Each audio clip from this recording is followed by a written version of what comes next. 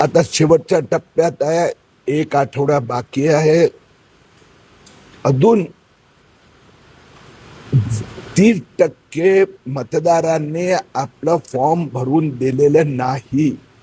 या सगळ्यांना अपील करतो की सगळ्यांनी आपलं फॉर्म भरून SIR निवडणूक आयोगाच्या अधिकाऱ्यांना द्यावं.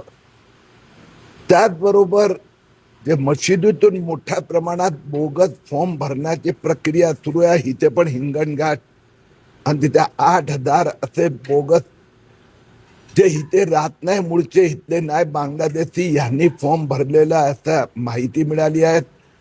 महाराष्ट्रात आमच्या माहितीप्रमाणे आतापर्यंत 40 लाखहून अधिक बांगलादेशींनी अशा प्रकाराने फॉर्म बोगस डॉक्युमेंटच्या आधारावर दिले आहे.